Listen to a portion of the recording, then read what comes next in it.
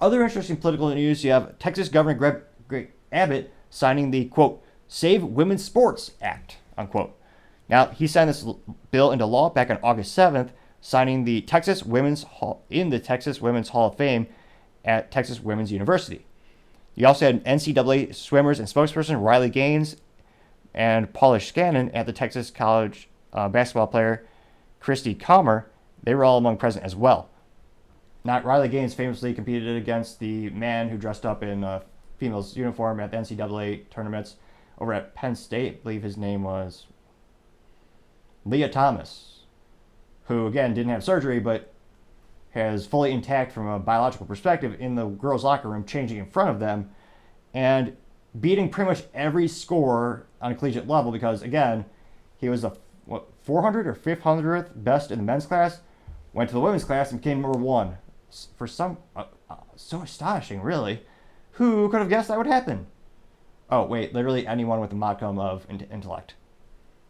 Now, it looks like this specific bill, the, quote, Save Women's Sports Bill, has the athletes compete on the teams on the basis of their, quote, biological sex, unquote, or the sex that was correctly stated on their birth certificates, thus preserving women's athletics, and they will also be able to get scholarships that they're entitled to because it's an even playing field. Now, it's fascinating to see, actually, this one actually read the full, or an excerpt of the report over at CNBC, as well as CNN. Then you look at Fox News. It's fascinating to see it's the same bill, but it's framed differently everywhere you look, which I do encourage you to take a look at many different perspectives because it gives you a little bit of insight into what they're thinking. And, of course, you can also have a more rounded out opinion. But it's fascinating to see some of them are just critiquing him and vehemently attacking Greg Abbott, saying he's stealing away their opportunities from these trans athletes. Oh, no, quite the opposite. The antithesis of that is happening. He's preserving the opportunities of these biological women, who, again, some of them are depending on these scholarships to win and go and really make a dent in the universe with their skills that they've spent a whole life sharpening. At the end of the day, politically speaking, this is a brilliant move on the political chessboard because he's going to reinvigorate his base. He'll probably also gain some voters who are in the middle, people in the middle who are wondering why is this boy competing with girls and beating every single score? What if my daughter's competing against that person? They don't stand a chance in hell. How's that fair? So, politically speaking, I think he'll probably get a couple more votes with this bill, as well as ensure that his current voter base stays happy as well, as this has somehow become a political issue where you have left versus right and very contentious, and we'll see where it goes from here in terms of collegiate athletes as well as professional athletes.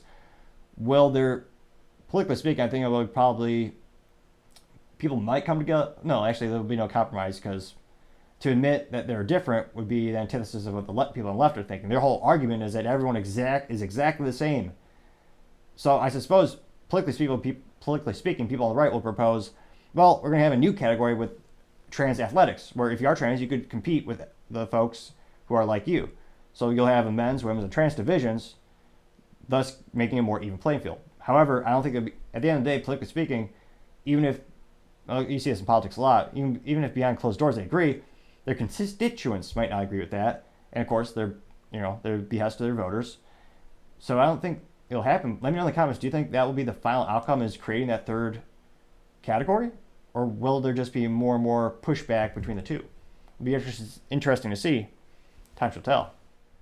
Thank you, everyone, for taking the time to tune in. Again, we're trying to get to 3,000 subscribers by the end of August, so you can click that button and greatly appreciate it. Also, don't forget to take the time to like and comment. The feedback is greatly appreciated. It's how we make the show better and better. And lastly, don't forget to tell your family, tell your friends, tell your coworkers, heck, tell your enemies, tell anyone and everyone. Just stay safe and fight the good fight.